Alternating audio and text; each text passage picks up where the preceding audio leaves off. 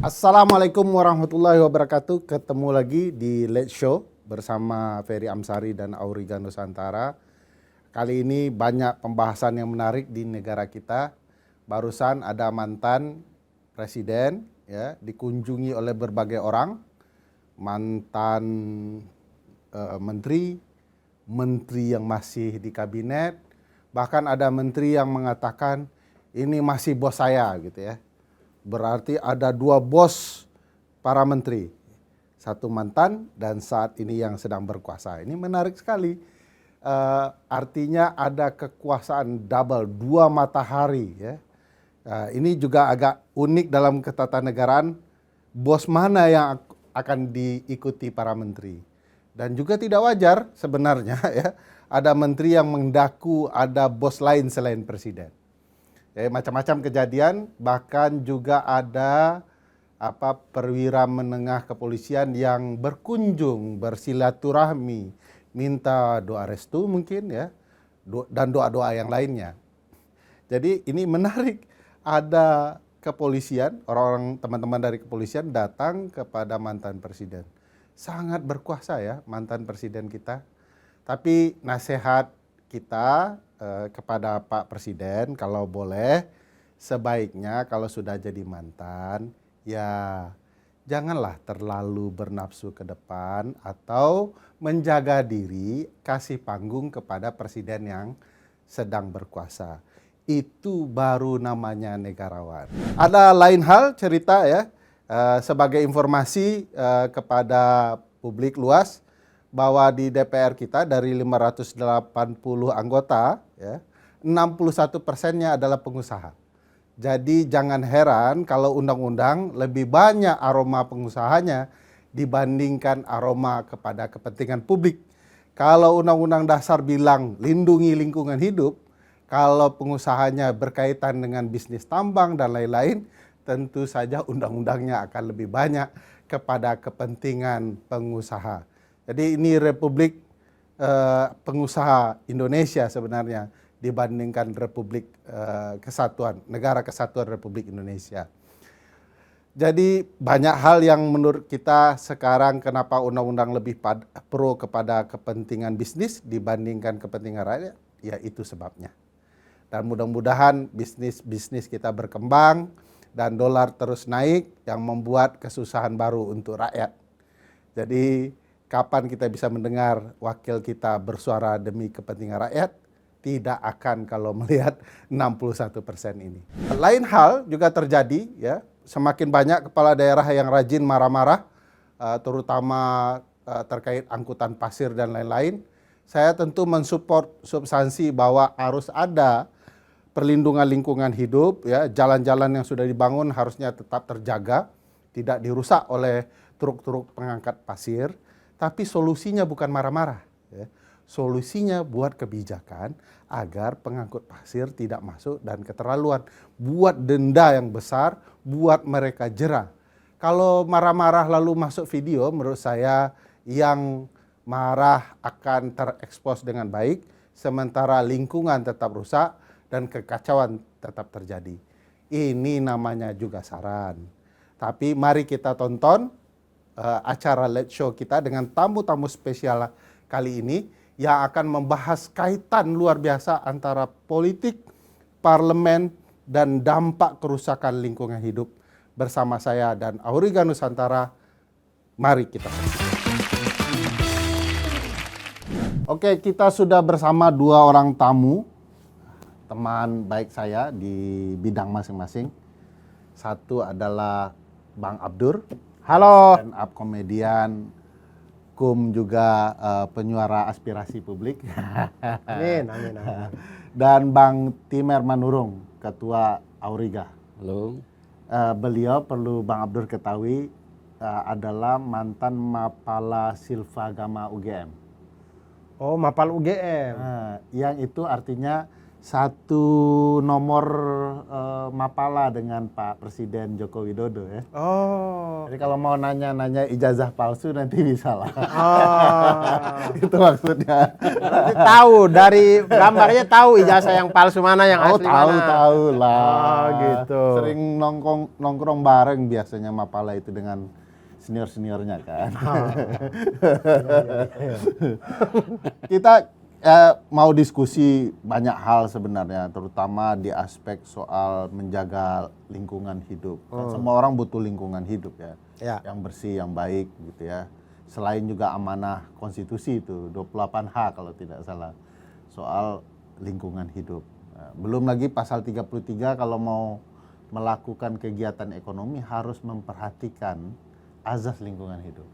Jadi lingkungan hidup penting lah. Bahkan orang ini Bang Abdur, walaupun dia pengusaha tambang, tapi pasti tinggalnya harus tempat yang indah, yang bersih, pohon-pohon sejuk dan segala macam. Iya, betul. Sangat bergantung dengan lingkungan hidup. Nah, saya mau tanya kaitannya dengan Bang Abdur. Di timur itu kan katanya indah ya. Betul. Lingkungannya asri. Betul. Tapi ada ngelihat enggak dampak lingkungan hidup di daerah kampungnya? Kalau saya di kampung saya Bang, dulu waktu saya sekolah itu rindang sekali. Jadi kami ke sekolah itu jalan kaki. Di Muarobungo, Jambi itu ya. Tapi sekarang sudah panas betul karena ada tambang batu bara, ada sawit, ada karet, macam-macam. Jadi dampaknya ke saya nggak tahan lagi ini jalan dan menikmati lingkungan. Jadi karena dampak rusaknya lingkungan. Kalau saya di kampung saya itu tidak ada tambang udah. Berarti masuk asik ya? Iya, di Larantuka, ya pokoknya Flores Timur tuh bahagia tidak orang-orang. ada tambang, ya. Bahagia orang-orangnya dong ya? Saya tidak tahu sih, tapi positif, ada kelebihan dan kekurangannya ya. Ya kekurangannya mungkin jadinya kita tidak punya APBD yang banyak banget, tidak punya. Tapi kelebihannya kemudian ya alam, seingat saya Flores Timur itu dari saya waktu SMP sampai sekarang masih sama saja, masih begitu-begitu saja. Gitu ya. Masih bisa menikmati kalau pulang itu betul-betul ada kebahagiaan lain ya. Iya, iya. Masih sama aja kecuali di beberapa tempat saya main tuh sekarang ada hotel, ada ini, tapi hotelnya pun ya hotel-hotel yang masih aman-aman aja sih, bukan hotel yang gede-gede banget yang sampai ngebabat banyak kebun kelapa gitu, enggak juga. Jadi masih asri-asri aja saya rasakannya gitu. Ya mudah-mudahan tidak tersentuh lah. Karena saya dan teman-teman punya pikiran harus ada daerah di Indonesia yang tidak tersentuh bisnis tambang. Supaya tetap lestari, tetap indah, dan nilainya juga harus dihargai kayak bisnis karbon Bang. Negara lain harus membayar ke negara yang punya hutan yang bagus, alam yang baik. Nah, di Indonesia begitu juga. APBN dari daerah-daerah tambang harus membayar sebagian ke daerah-daerah yang baik. Nah, kayak Larantuka. Ya. Kalau Larantuka ini kita cuma pernah dengar dari novel-novel persilatan itu. Wiro Sableng. Gitu. Oh iya. Iya, dari lagu Bumerang. Lagu Bumerang. Ya. Nah, tapi udah maksudnya kayak udah bilang mudah-mudahan selalu ada daerah yang asri yang tidak tersentuh tambang. Tapi kan itu bergantung di dalam tanahnya kan. Kalau tiba-tiba di dalam tanah ditakdirkan ada emas gitu. Nah, semua akan datang ke kampung. Iya kan? Nah, cuman itu kan harus dengan ketentuan, dengan peraturan undang-undang Bang. Melarang kekuatan bisnis, kekuatan tambang untuk menyentuh daerah-daerah yang harusnya asri. Nah, masalah besarnya begini Bang. Di DPR itu yang buat undang-undang bersama pemerintah, dari 580 orang, nanti data yang agak spesifiknya Bang Timer tuh, dari 580 orang anggota DPR, 364-nya adalah pengusaha. Sebagian besar pengusaha tambang dan perkebunan. Oh, berarti sisanya artis Sumber tuh. daya alam. Sisanya artis. Sisanya artis. Nah, berarti 61% pengusaha, yang sisanya artis sekitar 39%. Ya kayaknya. Yang bisa nyanyi, yang bisa macam-macam lah ya. Nyanyi di Magelang gitu. Nah, Paling banyak dari PAN. pan. Itu lagunya ya. Nah, mereka yang buat undang-undang ternyata yang punya kepentingan bisnis sendiri. Jadi kalau begitu Flores, Larantuka, Papua sebagian ya, Sulawesi yang indah-indah itu punya bibit-bibit yang perlu ditambang ya ditambang. Papua daerah tambangnya kan luar biasa itu. Freeport itu di sana kan sudah sangat lama gitu ya. Ya, itulah godaannya. Kalau kita mau buat aturan agar tidak ada pertambangan di daerah tertentu ya agak berat. Karena ya pengusaha itu ada di DPR. Jadi gimana caranya mau ngawasin gitu ya. Nah, belum lagi kalau pas pemilu pengusaha ini yang kasih uang kampanye, uang sumbangan ke partai gitu. Jadi ya sulit ya gitu. Nah, data Auriga gimana, Bang? Teman-teman yang berkaitan dengan politisi dan pebisnis tambang ini. Ya, tadi boleh kalau boleh agak tadi yang Bang Abdur tidak lantas kalau ada daerah emasnya, satu daerah ada emasnya, itu semua harus diambil gitu. Atau kalau ada daerah yang semua ada nikel, nikelnya harus diambil. Itu yang sekarang ini di dunia internasional mulai ada konsep didorong no go zones namanya. Jadi ada daerah-daerah yang memang tidak boleh ditambang. Misalnya karena kalau misalnya dia daerah rawan bencana, di undang-undang kita udah ada sebenarnya itu. Ada ya? Ada Di undang-undang pulau kecil itu undang-undang pesisir dan pulau kecil nggak boleh ditambang. Tapi kan banyak tambang di pulau kecil. Betul. Nah, terus kemudian undang-undang pangan berkelanjutan melarang daerah-daerah penghasil pangan ditambang karena dari mana orang makannya kalau hasil pangannya nggak ada gitu. Undang-undang konservasi dan seterusnya. Jadi wilayah kelola masyarakat adat itu mestinya jangan ditambang gitu. Nah, jadi sebenarnya kita aturannya udah ada. Tapi kata ya itu dia. no go zone ini ratifikasi perjanjian internasional Belum ya? tapi kalau kami di Auriga ngelihatnya adalah bahwa nggak perlu ratifikasi karena undang-undang kita udah ada. Udah ada. Laksanakan aja undang-undang pengelolaan pesisir dan pulau-pulau kecil. Dengan begitu maka semua tambang di pulau kecil mestinya ilegal. Tapi data Auriga juga mengatakan ada sekitar 12 pulau kecil di pinggiran Indonesia Yang ada dikasih bisnis tambangnya. tambang. Jadi kalau dikeruk terus, Bang, Hilang konsekuensinya pulaunya. hilang pulaunya, wilayah kita juga hilang. Ternyata kata Bang Timer sudah ada aturan no go zone itu ya, agar tidak kemudian demi kepentingan lingkungan hidup, lestari dan segala macam kepentingan orang tidak ada. Atau kalau dia di batas terluar, kalau dia pulaunya batas terluar diambil, kan garis pantainya jadi hilang. 12 Jadi wilayah kilometer Indonesia, ini wilayah Indonesia jadi berkurang Makin dong. kecil. Nah itu dia. Nah yang gitu-gitu kan harus dilaksanakan gitu. Nah, Persoalannya lah kita seringkali menabrak aturan yang kita bikin sendiri. itu karena apa, Bang? Kenapa yang buat undang-undang melanggar? Apa karena anggota DPR-nya kebanyakan pebisnis, istananya juga berbisnis? Saya sih ngelihatnya yang paling masalah kita terutama dalam 10 tahun terakhir adalah korupsi politik ya. Korupsi politik. Korupsi politik menjadi musuh terbesar bangsa Indonesia 10 tahun terakhir karena apa? Kita tadi seperti 60% kalau dan meningkat 61% pada 2024 kemarin. 2024 ya. Yang 2029 ya. 5 tahun sebelumnya Auriga dan Tempo bikin kajian yang sama hanya 45% yang pengusaha DPR. Jadi melonjak. Berarti naik ya. Jadi melonjak sebenarnya barisan pengusaha yang masuk ke ranah publik gitu. Nah, terus kemudian kepala daerah, gubernur, bupati itu kan harus partai politik segala macam. Kemudian juga penentuan komisaris atau petinggi atau Melalui ketua DPR. harus melalui DPR yang notabene partai politik. DPR harus melalui fraksi, fraksi harus melalui parpol. Nah, menurut saya memang ini yang harus kita benahi kalau mau ingin memperbaiki Indonesia, dan ini akar masalah kita saat ini. Hampir seluruh penempatan jabatan publik melalui DPR, hampir seluruh kebijakan melalui DPR, cuman jadwal stand up komedian aja yang belum. Kayaknya karena perputaran uangnya nggak ada. Rugi terus bikin show. Rugi terus.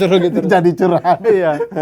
Begini udah, tadi saya menarik, maksudnya tadi yang bilang kita bikin peraturan, yang bikin peraturan DPR dari partai politik didanai sama pengusaha dan apa segala macam. Jadi mau nggak mau mereka mementingkan pengusaha.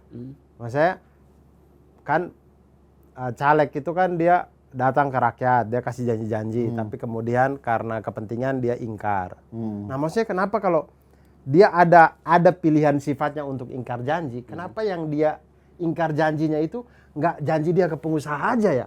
Nah, Kenapa nggak itu yang dia pilih gitu? Itu Maksudnya kalau dia punya sifat ingkar janji gitu, oke, kamu kasih saya uang, nanti kalau saya udah jadi saya akan bela kepentinganmu. Begitu dia udah jadi, dia tinggalin pengusahanya. Kenapa nggak itu yang pilihannya? Kenapa harus rakyat ya? Iya, kenapa harus rakyat yang Iya. jadi pilihannya gitu? atau karena rakyat meski banyak nggak bisa ngasih uang kali. Iya kali ya. Uang lanjutan maksudnya. Iya, untuk periode berikutnya ya. Nah, kalau saya pakai teori kejahatan sederhana aja ya. Pelaku penipuan itu akan cenderung mengulangi penipuannya kepada orang yang powerless. Ah. Kalau kepada pengusaha kayaknya kalau ditipu mereka akan balik lagi menyerang gitu ya. Misalnya tidak kasih uang, tidak kasih program gitu ya. Tapi kalau rakyat ditipu kan paling 5 tahun lupa lagi ya. Iya ya. Begitu pemilihan bagi-bagi sembako beres kayaknya ya. Ya, sebenarnya kalau tadi kan kita sempat cerita ya sebelum syuting ini bahwa kalau ada relasi antara rakyat yang memilih dengan yang dipilih tidak terputus, sebenarnya anggota parlemen kita nggak akan juga melakukan penipuan, ngebohongi rakyat. Misalnya kalau rakyat punya kewenangan merecall mereka, memecat mereka, mereka pasti akan selalu datang ke rakyat. Cuman kan sekarang yang bisa menentukan pemecat mereka ketua partai. Ya. Ketua partai dapat dana dari pengusaha. Ya. Jadi kalau ingin mecat anggota parlemen bisa via ketua partai melalui keinginan pengusaha. Kita tahu nggak sih kita berapa gaji ketua partai? Nah, Emang ketua partai ada gajinya? Dari mana dia? dari mana dia hidup? Dia nggak Ya, hidup. tapi gajinya dari mana? Nah itu. Sorry. Jumlah dan dari mananya penting nih. Karena kalau anggota DPR digaji sama negara. Ya. Oke. Dia melaporkan. Ya, ketua partai. Itu kan dia bukan lembaga negara. Tapi lembaga publik. Dia dapat maksudnya uangnya gaji misalnya saya ketua partai A.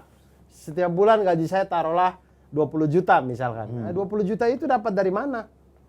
20 juta kayaknya nggak kekecilan ya untuk ketua partai. Tidak, misal aja. Beli Kan sepatunya pun kurang kayaknya. Iya, kan partai ini bukan lembaga atau bukan badan yang bergerak untuk menjual produk atau apa. Dia kan nggak punya penghasilan setiap bulan. Nah, berarti Iya ada nggak yang sih? ngasih uang. Tapi supaya ini agak jelas ya. Kalau Bang Timer kan pasti menceritakan sumber pengusaha, uangnya dari mana, sumbang ke partai. Kita mau tahu nih uang partai ini dari mana saja. Saya minta bantu teman saya boleh lah ya. Boleh. Nah, Sehingga kita tahu maksudnya kalau tadi Bang Timur bilang ketua partai tiap bulan dapat gaji, saya juga mau dong jadi ketua partai. Saya mau. Kebetulan teman saya ini banget. dekat dengan ketua partai. Oke. Saya mau panggil teman saya Mas Fadli Ramadhanil dari Perkumpulan untuk Pemilu dan Demokrasi Perludem. Silakan Mas. Iya. Manis sekali senyumnya. Saya udah dengar pertanyaannya takut berat pertanyaannya. Langsung berat pertanyaannya. Ya itu pertanyaan. Gaji ketua partai. Sudah nguping-nguping dari tadi ya. Itu pertanyaan penting dari Bang Abdul tuh. Sebelum sumber gajinya, benar nggak ketua partai itu dapat gaji? Itu dulu. Logik sederhananya pastilah ya. Gaji dalam artian untuk kebutuhan hidup dia ya, untuk kebutuhan hari-hari gitu, untuk kebutuhan operasional. Khususnya bagi ketua partai yang nggak pejabat negara lah ya. Kan ada beberapa ketua partai di Indonesia sekarang kan bukan pejabat negara, Bang. Ya. Nah, pastilah mereka ya butuh biaya hidup lah, seperti kita. Nah, pertanyaan pentingnya adalah sumber uangnya dari mana? Nah, sumber uangnya dari mana ini yang kemudian selama ini tidak pernah jelas, tidak pernah dipertanggungjawabkan. Nah, itu bersamaan dengan seringnya tidak transparannya keuangan partai. Nah, itu yang jadi sumber masalah sebetulnya dalam pengelolaan partai politik kita ya. Kenapa partai tidak pernah bisa demokratis dalam pengambilan keputusan? Kenapa seringkali kita dengar Bang Abdur, Bang Timar, dan Bang Ferry pasti juga sering dengar, banyak sekali kader partai itu mengatakan keputusannya nanti, tunggu apa kata Bapak, apa kata Ibu. Padahal ini partai politik loh. Apa itu katanya Korea-Koreanya gitu ya? Iya, kita ini kan Korea aja, Iya. ikut kata Bapak apa kata Ibu aja. Ya.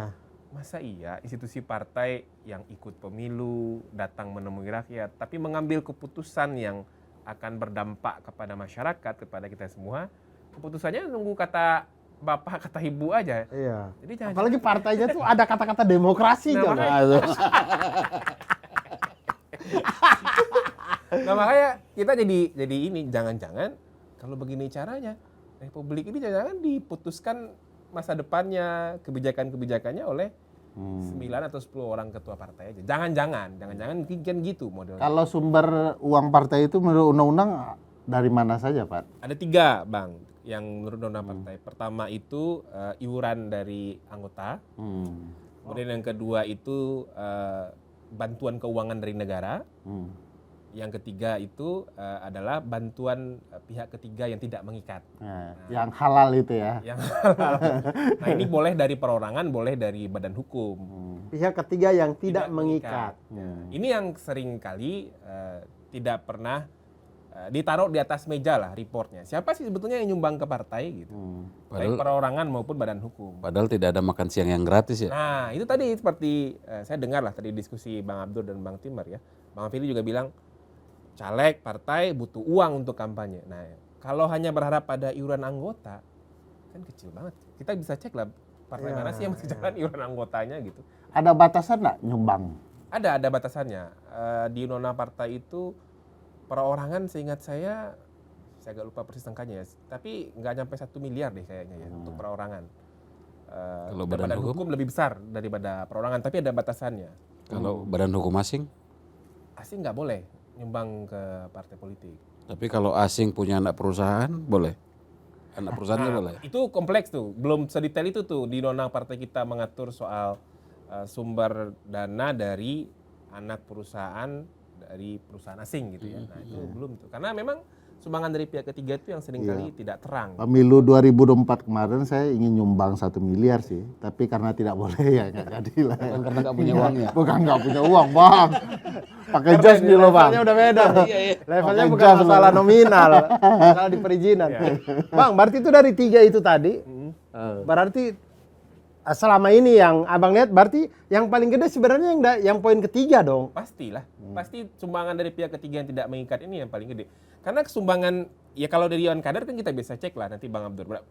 Berapa sih iuran kader yang masih jalan ke partai? Paling yang masih rutin itu dipungut kan biasanya kader partai yang jadi pejabat publik. Misalnya dia kepala daerah, anggota DPR, anggota DPRD, itu biasanya partai-partai punya mekanisme berapa persen dari gajinya itu untuk iuran partai. Biasanya gitu. Itu pun sebenarnya tidak bisa dihitung sebagai iuran kan? Betul. Iuran itu harus berkala. Itu lebih potongan. Lebih pada Iya, iya. potongan yang dipaksakan ya. Potongan manajemen. Manajemen Iya. Manajemen fee. Ya, kebetulan ada job jadi wali kota, ya udah potongan manajemen ya gitu. Job jadi wali kota. Kalau ini gimana? Kalau dia anggota partai atau pengurus partai, anggota atau parlemen, tapi dia punya perusahaan, gimana dia? Boleh nggak perusahaannya? Ya jadi kalau dia mau nyumbang, berarti dia bisa masuk ke 2 kanal yang berbeda kan. Apakah dia menyumbang sebagai anggota, person, atau mau masuk ke kategori sumbangan pihak ketiga yang tidak mengikat itu. Kalau perusahaannya berarti badan hukum, ikut di dalam batasan sumbangan badan hukum di undang-undang partai. Kalau bantuan keuangan negara kecil sekali Bang. itu kan pengalinya per suara. Jadi berapa suara yang mereka dapatkan di pemilu terakhir. Nah, satu suara itu sekarang dihargai oleh negara Rp1.000. Nah, kali berapa suara yang mereka dapatkan. Pemilih Indonesia berapa tuh? Nggak pemilih Bang, perolehan suara yang mereka, misalnya nih, Suara sah. Suara saya dapat 1 juta suara. nah kali 1.000. Berarti 1 M. 1 M, miliar. Saya dapat per tahun. 1 tahun, Tahun. negara kasih saya 1 M. Ya. Artinya kalau di total semua pemilih dianggap semua memilih, maka negara akan menyumbang berapa sebenarnya? Kali Sekali 1.000. Pemilih terakhir itu kemarin 200, 200, 190-an. 190 juta. 190 juta. 100 berarti 190 miliar berarti. Ya. Kecil itu. Itulah yang disumbangkan negara sekali 5 tahun atau sekali 1 tahun. Tiap tahun. oh Per tahun dia Bang. 190 miliar, 200 miliar gitu. Kita pernah wawancara dengan beberapa partai ya di daerah itu. Cukup nggak? Berapa sih sebetulnya kebutuhan partai untuk operasional partai aja gitu Bang? Per tahun lah, per bulan lah. Dia bilang yang biaya rutin-rutin itu kan biaya sekretariat, sewa kantor atau operasional kantor, listrik, air segala macam. Kemudian yang kedua pasti ada yang jaga kan, orang di sekretariat lah katanya. Nah untuk level partai di provinsi aja itu lebih kurang bisa 20-30 juta pengeluaran rutin per bulan. Artinya belum termasuk gaji pengurus partai. Belum. Iya itu makanya. Iya. Makanya Itu tadi bola liarnya kan? gaji mulai dari misalkan pusat turun ke provinsi, kabupaten, itu banyak dong tiap bulan. Banyak. Kalau mau pengurusnya digaji ya, pasti banyak sekali. Banyak sekali. Nggak cukup. Nah, Dan selama ini tidak terbuka juga kan? tidak selalu. Ya, menurut saya sih salah satu sumber kenapa ya proses pengambilan keputusan di partai tidak baik. Karena kan sumber uang partai dikontrol oleh satu atau terbatas orang saja. Sehingga keputusan-keputusannya pun tersentral kepada orang yang ngasih uang gitu. Jadi Nah, itu masalahnya. gajinya tidak kita ketahui berapa besar, termasuk sumbangannya juga kita tidak ketahui. Yang kita baru tahu itu uang dari negara untuk partai, 1 suara kali 1.000. Nah itu pun tidak maksimal dipertanggungjawabkan. Jadi kita tidak bakal tahu apakah perusahaan-perusahaan yang dipegang oleh anggota DPR atau di luar anggota DPR nyumbang atau tidak dalam kampanye partai politik atau dana partai. Jadi Bang, saya mau tanya, di undang-undang tuh disyaratkan nggak kalau partai politik itu harus punya apa istilahnya ya, kantor-kantor cabang di kabupaten, provinsi? Wajib. Wajib Bang Abdur. Jadi malah itu syarat pendirian partai kan. Makanya pendirian partai di Indonesia itu mahal. Nah, Bang Fikri tahu tuh satu Berarti ada teman mau bikin partai udah hampir 10 tahun. dari 10 tahun nggak jadi-jadi. ya berarti memang secara undang-undang pun memang targetnya itu atau syaratnya itu udah mahal. Mahal. Ada 100 per peneliti provinsi. namanya dulu pernah datang. Sorry Pak. 38 kan sekarang provinsi. Ya. Mesti punya pengurus 100%. dan kantor di semua provinsi. Di Oke. tiap provinsi minimal mesti punya kantor dan pengurus di 75% kabupaten kota di tiap provinsi. Oke. Nah, mesti punya kantor dan pengurus di 50% kecamatan di tiap kabupaten kota itu. Nah, orang kaya mana yang sanggup membuat? Mahal sekali itu. Jadi orang-orang kecil dilarang buat partai, kurang lebih begitulah ya. Orang miskin tepat. Orang miskin. Ya artinya ketika partai itu terbentuk ya kita tahulah tidak mungkin ada orang mulia yang punya uang banyak banget kemudian bikin partai yang keren gitu. Pasti itu hasil dari campur tangan ya uang pengusaha, ya uang apa ya. Wajar Dulu kalau kan pernah kita parpolnya. diskusi ya dengan ada satu peneliti dari Kanada itu dia bilang pendirian partai di Indonesia itu salah satu yang paling mahal di dunia. Mahal sekali. Dugaan kita sih disengaja agar kemudian partai-partai yang sudah ada tidak punya bakal pesaing. Jadi mereka sudah mengendalikan demokrasinya.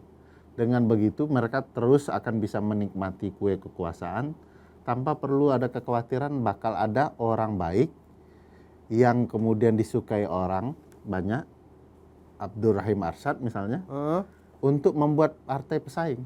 Iya. Karena dia tidak akan punya cukup uang membuat kantor 100% di seluruh provinsi, 75 di kabupaten dan 50% di kecamatan. Ya. Siapa yang punya uang begitu Bang Timar? Jadi dugaannya perusahaan mana aja itu Bang kira-kira yang mampu ini Bang? Kalau melihatnya sekarang kan kalau lihat trennya sekarang justru makin banyak perusahaan tambang menaruh atau orang yang terlibat bisnis tambang berada di partai politik, sebutlah Golkar, Gerindra banyak pengusaha batu bara, sebutlah PKB, Nasdem juga ada perusahaan-perusahaan sawit dan seterusnya. Semua partai, Bu Puan Maharani misalnya pengusaha migas. Lama-lama kan memang hanya mereka yang mampu nih. Ada juga perusahaan partai para ulama atau partai orang-orang saleh itu Bang. Di parlemen tuh 22 pengusaha tambang dia miliki. Warna hijau itu ya. Saya nggak nyebut warna ya, mohon maaf ya. Kan bisa hijau, bisa orange, bisa yang lain-lain. Iya, iya, iya. Ada warna orange partai kita. Ada. Dulu hitam putih, sekarang Dulu hitam kuning. Sekarang jadi orange. ada deket sini loh kantornya.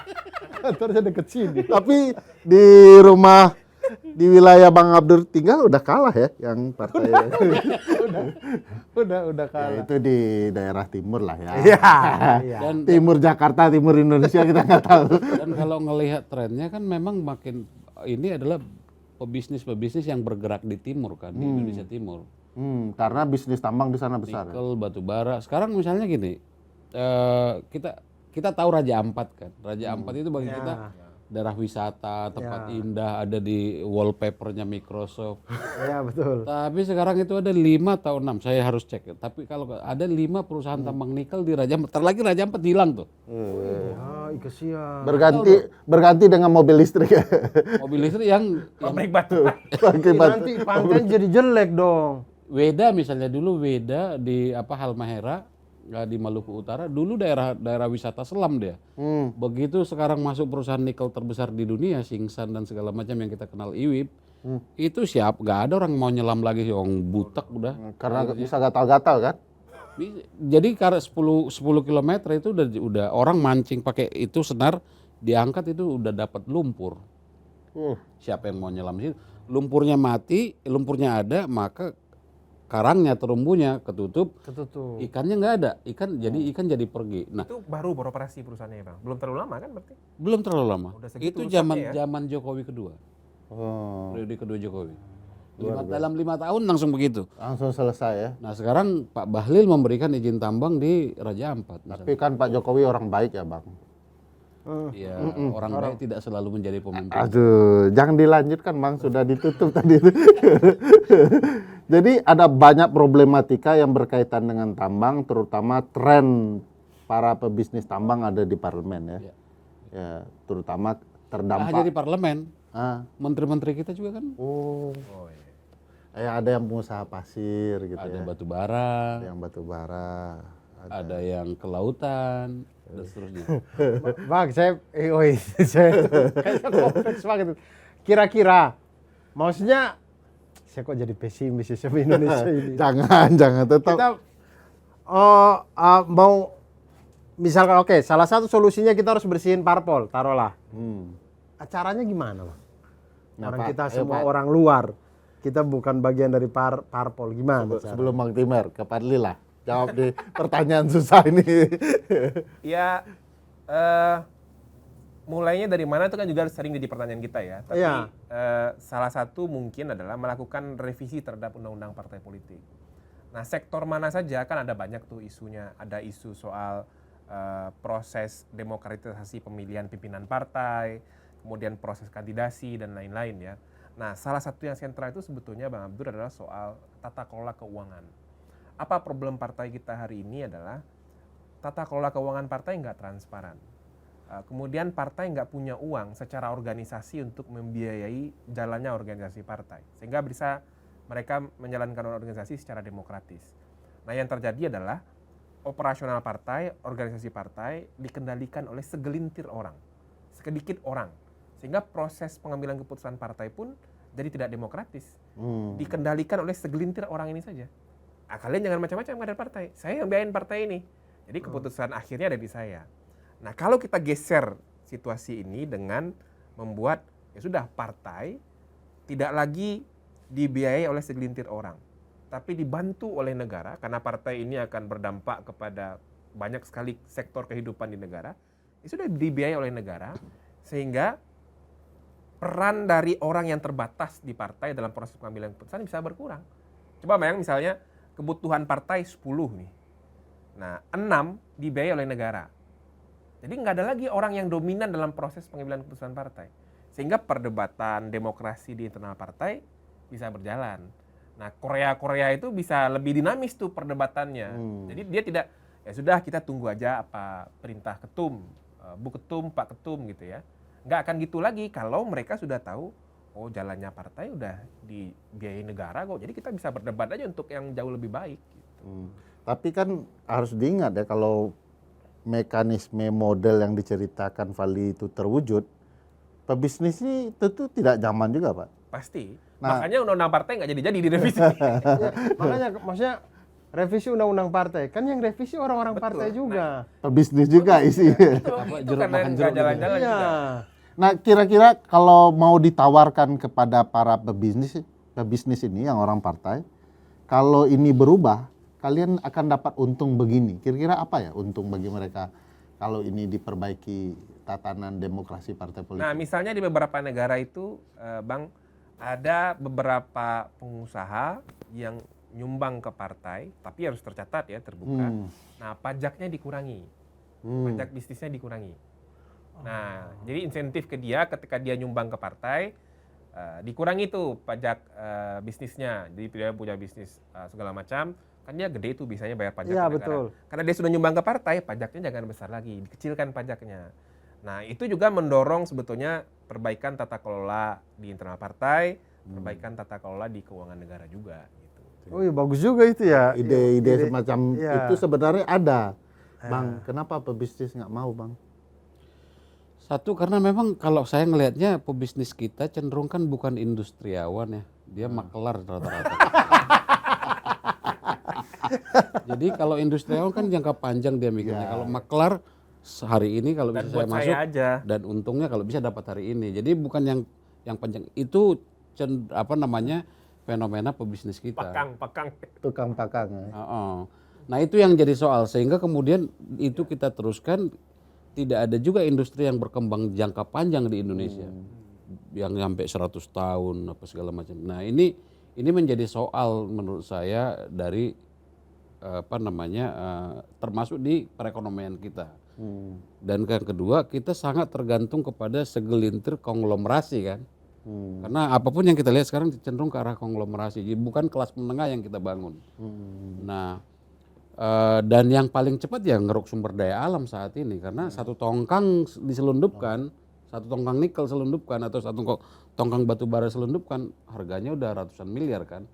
Jadi kalau katanya jadi presiden cukup 7 triliun, berarti cuma berapa puluh tongkang gitu kan. Nah cukup 100 tongkang batu bara selundupin bisa jadi presiden di negara ini gitu kan. Oke. Kan kira-kira gitu. Nah karena kita tidak membangun mekanisme pertanggungjawaban kan. Nah partai politik, saya sih melihatnya optimis saya, karena kebetulan Alhamdulillah. Karena kalau kita lihat partai politik kita kan kayak ya dengan segala hormat udah umurnya udah sepuh-sepuh banyak kan, ketum-ketumnya gitu. Mau kita sebut PDIP, Nasdem dan seterusnya, itu udah pada sepuh dan mudah-mudahan dalam waktu Gerindra dekat kok nggak berganti. disebut, Bang? Udah termasuk gitu ya. Nah dan ini momentum menurut saya, dan kalaupun ada aturan menurut saya yang perlu kita sebenarnya menurut saya enforcement yang harus kita lakukan. Jadi kalaupun ada aturan di undang-undang, kalau nggak bisa di-enforce menurut saya bukan aturan tuh. Jadi kalau ada misalnya pelanggaran keuangan parpol, ya mestinya sanksinya ada dong, dan kita belum pernah melihat ada parpol yang disanksi atau dihukum karena tata kelolanya atau karena pelaporan keuangan kampanyenya segala macam. Nah menurut saya ini jadi catatan, karena saya tidak yakin partai ini tidak melanggar gitu ya kalau melihat fenomena kita. Dan menurut saya juga yang juga perlu kita dari awal disclaimer-nya kira-kira gitu, kita tidak sedang melarang pengusaha menjadi berpolitik loh ya. Kita juga jangan sampai melanggar hak asasi mereka, tapi jangan karena berpolitik kemudian membawa kepentingannya ke ranah publik. Ya, problematika aturan itu memang agak banyak yang janggal ya. Bahkan menurut saya jauh lebih kuat aturan sebelum show stand up komedi dimulai. Yang dibaca sambil bercanda doang, Ya. tapi patuh semua. Ya. Tidak boleh ke toilet, nggak ada yang ke toilet. Tidak boleh ini menghidupkan pakai celana HP, pendek, tidak pakai boleh. sepatu. Ya. Semua patuh, tapi bercanda. Tapi Ya. undang-undang yang serius malah nggak ada yang patuh, dibecandain malah. Jadi kenapa hebat itu teman-teman stand up bisa? Karena penonton stand up tuh tahu dengan dia melanggar aturan menonton stand up, dia nggak dapat apa-apa. Ya kan? Orang terganggu kelucuan. nggak Iya, dapat. maksudnya dia nggak dapat uang apa-apa juga, nggak dapat keuntungan. Nah kalau di fenomena yang kita bicarakan dari tadi, melanggar aturan kan dia dapat keuntungan. Nah, justru kita memberi insentif kepada pelanggaran gitu. Betul. Jadi kalau saya bisa gaji ketum partai, bisa gaji pengurus partai, gitu kali. Saya malah kepikiran begini, Bang Abdur, nih ya antara kita berdua juga ya. Ya. Kayaknya enak jadi ketua partai. Makanya kenapa saya ganti Kaisang apa ya? Kan mau kongres terbuka di Solo. Oh iya ya, tinggal dia pula yang paling muda ketua partai saat ini. Iya, dan dia bukan pejabat negara, bukan ya kayaknya nggak punya posisi, tapi dia dapat gaji tuh. Ada sponsornya itu. Iyalah ya. Sponsornya ya bisa jadi ayah sendiri ya. Yang nggak mungkin Teman-teman ayah. Teman-teman ayah. Enak banget. Partai baik gaji. itu. Lambangnya aja bagus ya. Lambang mawar gitu. Mawar. Warnanya juga pink gitu kan, penuh cinta. Ya. Jadi cocok kita ambil alih lah ya. Iya. Kayaknya bisa deh. Kayak bisa. Nah, Bang, fenomena ini dan apa yang terjadi di masyarakat kan ini kan perlu diubah. Kalau diimajinasi Bang Abdur, mau partai itu seperti apa dan bagaimana mereka bisa bertanggung jawab kepada publik?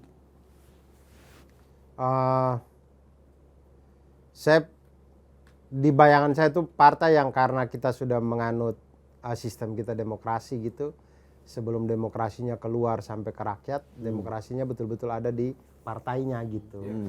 Jadi kayak betul kata Bang Fadli tadi, jadi nggak ada satu orang yang berkuasa banget. Dominan. Gitu. Ya, tapi semuanya itu hasil musyawarah mufakat gitu. Jadi nggak ada satu orang yang dominan banget.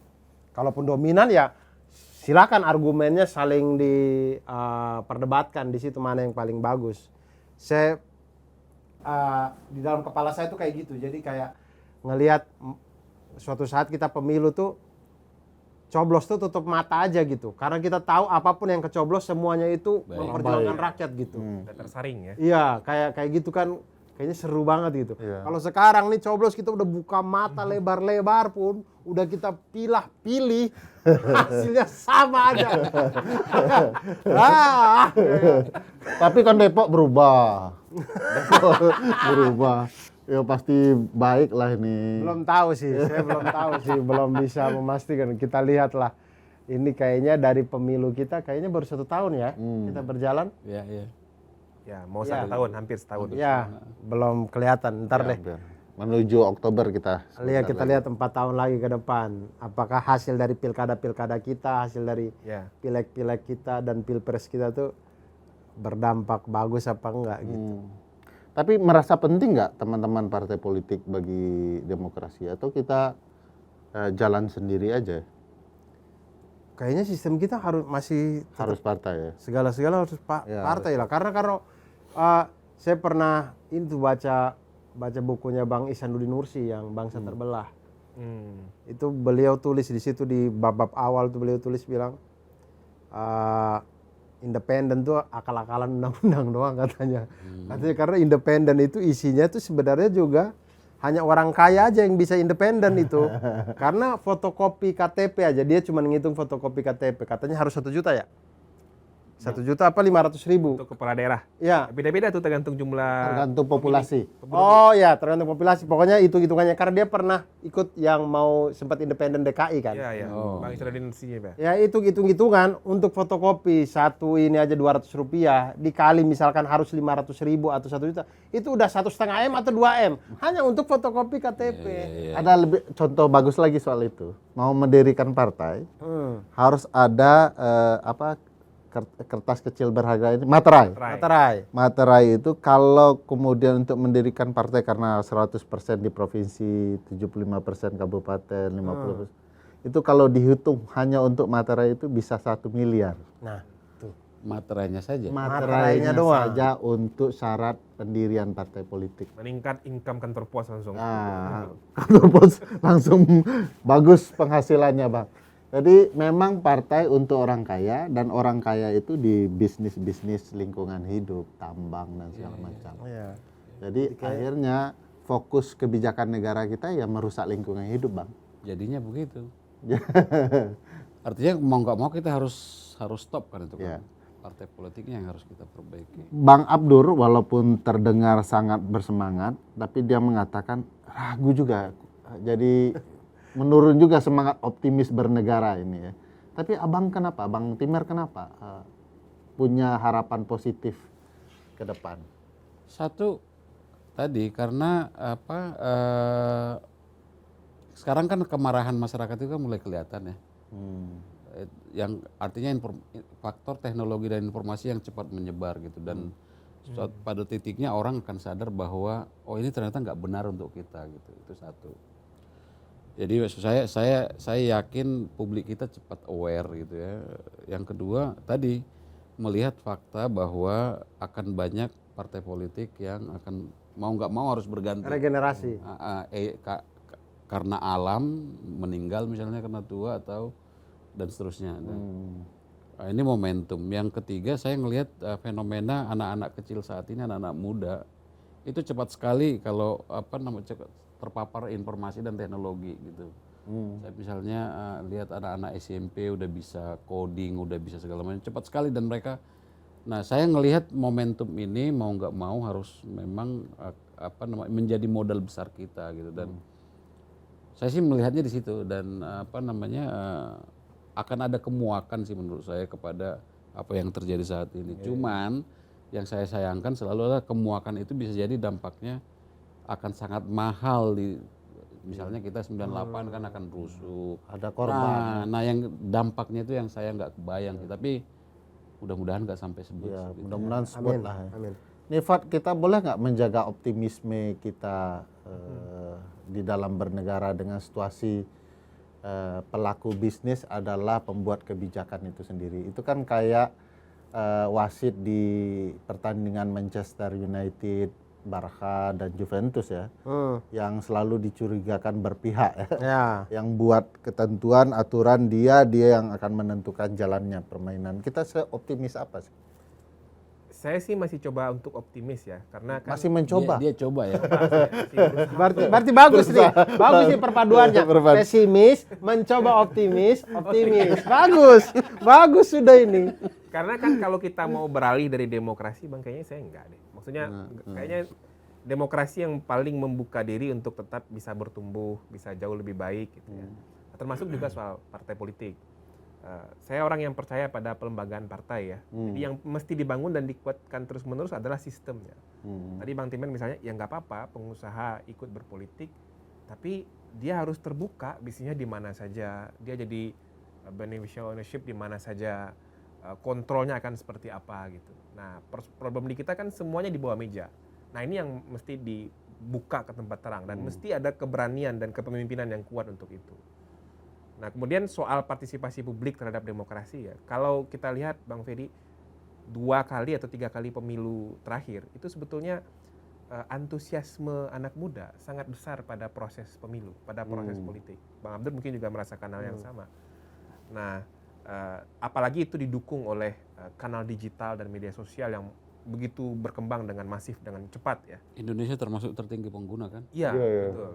Nah, antusiasme anak muda luar biasa, partisipasi anak muda luar biasa. Inisiatif-inisiatif mereka bikin platform, bikin kanal-kanal diskusi, komunitas, banyak sekali. Dan pembaruan-pembaruan strategi kampanye yang menyentuh anak muda juga mulai dipikirkan oleh politisi misalnya. Nah, tapi memang PR kita adalah salah satu yang paling penting itu menurut saya adalah soal pendidikan, pendidikan demokrasi, pendidikan politik kepada anak muda.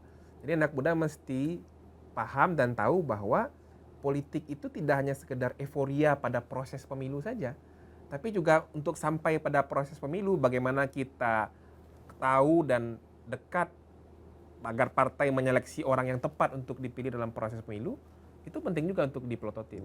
Kemudian pasca pemilunya, pemerintah ini penting juga untuk dikawal, dikontrol gitu. Nanti dikira benci pemerintah. Nah itu, nah itu yang kadang-kadang harus kita edukasi terus-menerus kan kepada teman-teman muda gitu, pemilih kita. Tapi saya ada ide, Fad. Anak-anak muda yang Fadli maksudkan itu kan sebenarnya sebagian sudah ada yang bergabung ke partai. Ada banyak anak muda juga di partai. Tapi kan mereka tidak memberikan perubahan apapun. Ada teman-teman aktivis buat partai. Jangankan ikut pemilu, status badan hukum aja nggak jadi-jadi ya. Jadi aktivis itu unik juga, pintar berdemokrasi di lembaga lain, tapi begitu buat partai gagal gitu ya. Nah, saya melihat ada kekompakan di teman-teman stand up komedian. Partai stand up itu. Apakah tidak kepikiran bahwa dengan kekompakan ini dicintai banyak orang, mampu memberikan pendidikan kita dengar politik? pendapat Bang Abdi. Iya, gimana? Ini Kayaknya kalau saya melihat kami itu secara komunitas sudah terdaftar sebagai ormas. Ormas ya statusnya. Ya, ya, ditingkatkan lagi sedikit. ya, jadi Stand Up Indo itu di Kemenkumham terdaftar sebagai ormas. Oh, oke. Ormas yang nggak punya lahan parkir kami. Kami ormas saja. Nah itu kemudian sebenarnya tuh itu hal yang kayaknya jauh sih Bang Ferry, karena kami itu berkomunitas, terus di dalamnya itu kan berbagai macam pandangan politik. Bahkan Bang Ferry tahu sendiri kami setiap kali pemilu ada aja beda-bedanya kan. Tapi tidak berpecah belah. Tidak berpecah belah karena Menarik. karena tahu kalau ya sudah ini kan preferensi masing-masing, pemikiran masing-masing ya sudah. Di luar itu kalau di komedi ya lucu tetap lucu. Orang ketawa bukan karena lagi memikirkan visi dan misi seseorang atau program kerja atau apa, tapi lucu ya tetap lucu. Jadi memisahkan itu antara politik dan juga bertemu sebagai sesama komedian itu sih. Kalau saya bisa tangkap poin baiknya ya. Saya yakin juga teman-teman tidak akan jadi partai yang ikut. Tapi ada sisi baiknya. Menjaga komunikasi. Saya lihat komunikasinya juga sangat baik. Ya. Ada festival tahunan. Betul. Ada stand up gunung kemana-mana begitu ya. Stand up fest bentar lagi ya. Stand up fest. Bentar lagi stand up fest. Kan banyak nih teman-temannya Bang Timer buat partai gagal, hancur gitu ya, nggak jadi stand up.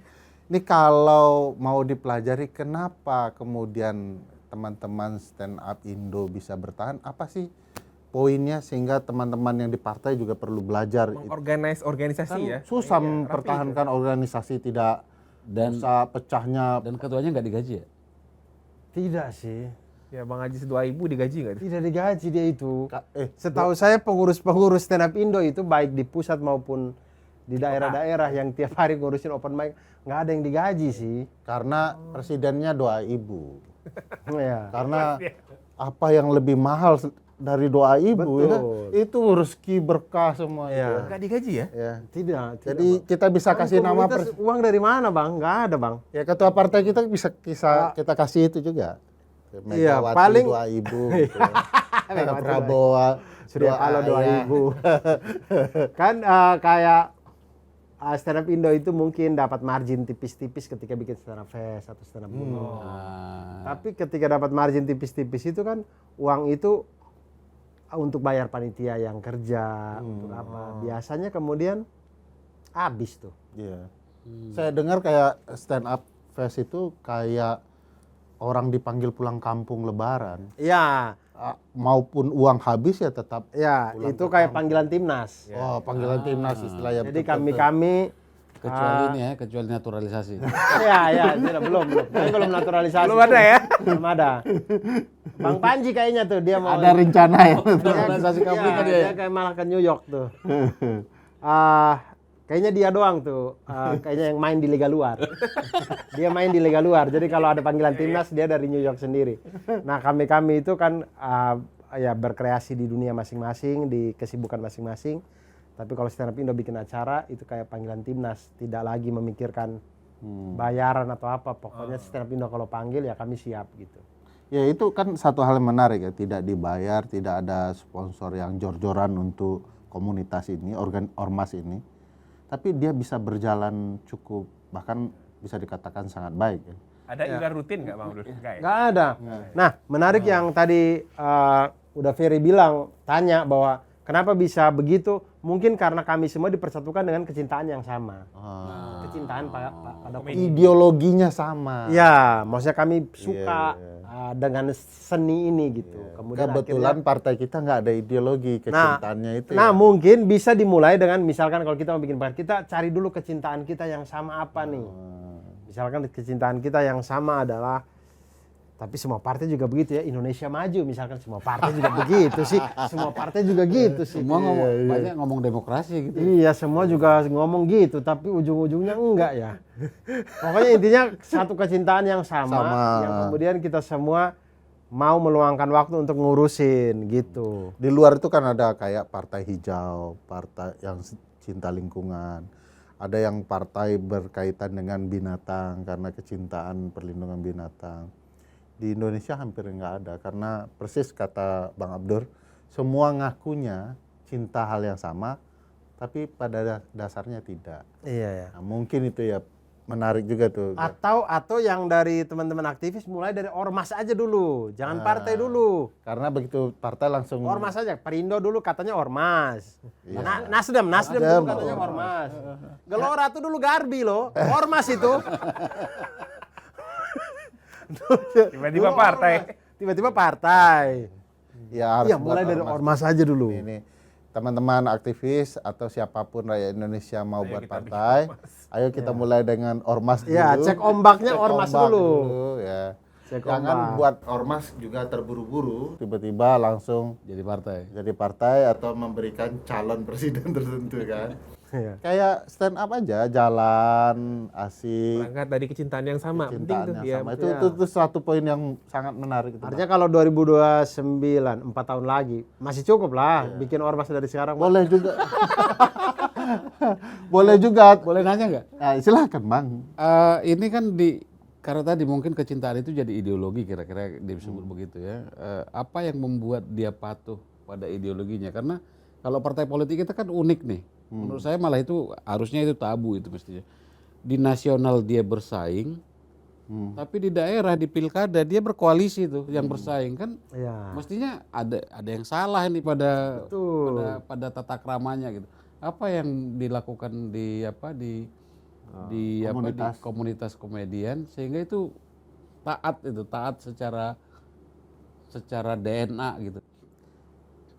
Karena kecintaan itu sih, Bang. Kembali ya di situ. Iya, di jadi ikat karena itu ya. saking cintanya dengan kesenian ini, kami tuh kayak misalkan bahkan ada komik tampil, dia nggak lucu, kami yang lain ikut sedih, kayak ngerasa kayak aduh.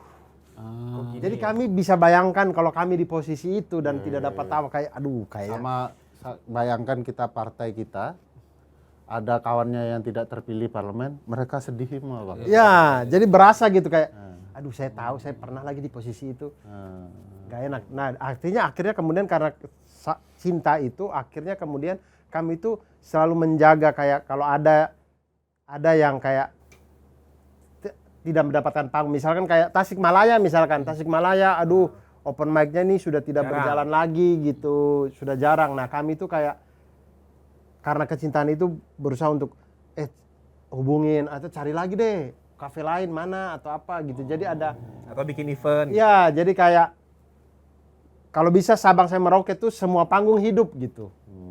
Jadi ada rasa itunya, ada rasa kehilangannya gitu. Karena dasarnya memang kepedulian terhadap seni ini gitu sih. Sebenarnya yang terjadi dengan apa yang diceritakan Bang Timer sama juga, kecintaan yang sama.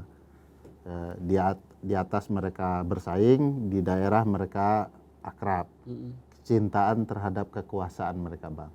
Iya, Kalau kekuasaan di pusat mereka harus dapatkan dengan berpisah ya berpisah. Tapi dapat kuasa di daerah, kalau memang mereka harus menyatu ya menyatu lagi. atau kekuasaan atau pada uang kan. Yes. Karena ada juga di Indonesia lah beredar cerita bahwa kalau mau jadi kaya jadi politisi, bukan jadi pengusaha. Padahal di mana-mana kalau mau jadi kaya jadi pengusaha gitu. Iya. Karena Apalagi misalnya jadi pada pengusaha saat yang Covid, politisi ya. Ya itu dia. Pada saat Covid ketahuan kan anggota-anggota DPR yang meningkat kekayaannya misalnya gitu. Iya, kok bisa ya? Nah itu dia. Karena bisnis itulah. Bisnis nyawa orang lain lah. Iya, iya. Ya. Ya itu artinya memang banyak hal yang perlu diperbaiki di partai politik. Bang Abdur punya gagasan menarik kalau dibaca pengalamannya di Ormas dulu gitu. Ormas. Iya, ormas dulu Bang. Dan harus ada kecintaan lain selain kekuasaan. Nah, kalau teman-teman ini berangkat kepada kecintaan stand up, dan harusnya partai punya kecintaan lain selain kekuasaan.